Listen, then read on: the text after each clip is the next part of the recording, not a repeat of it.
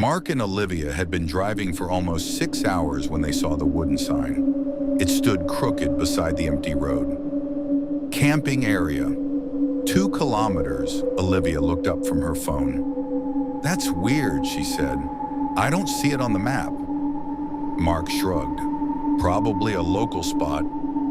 They had been arguing most of the trip. Camping was supposed to help them reset things. So Mark turned down the narrow dirt road. The forest immediately swallowed them. Tall trees blocked the fading sunlight, and the road twisted deeper into the woods. After 10 minutes, they found the clearing. 3 empty campsites, a broken wooden bench, and an old fire pit filled with cold ashes. "Looks abandoned," Olivia said. Mark parked anyway. "No one's here. Perfect." They set up their tent as the sun disappeared behind the trees. By the time darkness arrived, the forest felt different. Too quiet.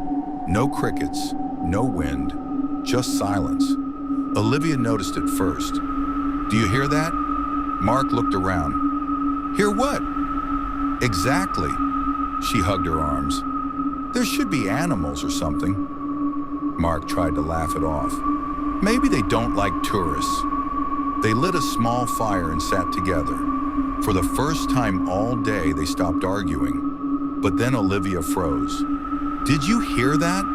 Mark listened. A twig snapped somewhere in the darkness. Then another. Slow footsteps, circling their campsite. Mark grabbed the flashlight. "Hello?" The beam cut through the trees. Nothing. Just endless dark trunks and fog creeping across the ground. The footsteps stopped. Olivia whispered, "Maybe someone else is camping." Mark nodded, but something about the silence felt wrong. They went into the tent shortly after. Around 3:14 a.m., Mark woke up. The fire outside had died. The forest was darker than he had ever seen. Then he noticed Olivia wasn't beside him. "Liv?" No answer. Mark stepped outside the tent. The clearing was empty, but the dirt near the fire pit had changed. Fresh footprints circled the campsite. Dozens of them, some human, some not. Then he saw Olivia, standing at the edge of the trees, her back facing him.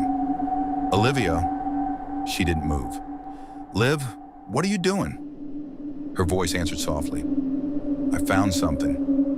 Mark walked closer. "What?" She slowly turned. Her face looked pale in the moonlight. "There's another campsite." Mark frowned. "We're the only ones here." Olivia pointed into the forest. "Not that way." She pointed behind them, to a path that hadn't been there earlier, a narrow trail cutting between the trees. Mark felt a chill. "I don't remember that." Olivia started walking toward it. "Come on." Something about her voice felt distant, wrong. But Mark followed anyway. The trail led them deeper into the woods. The trees grew thicker, the air colder. Then they reached another clearing. But this one looked older. Abandoned tents, rusting camping chairs, a collapsed camper van. It looked like people had simply vanished. Mark whispered, "What happened here?" Olivia didn't answer. She was staring at the ground. "Mark, look." Dozens of footprints covered the dirt, leading into the forest, but none came back. Then something moved in the trees, tall, thin, standing between the trunks, watching them. Mark felt his stomach drop. "Olivia, we should go." But Olivia stepped forward instead. The figure stepped into the moonlight, and Mark realized the worst part. It looked human, almost.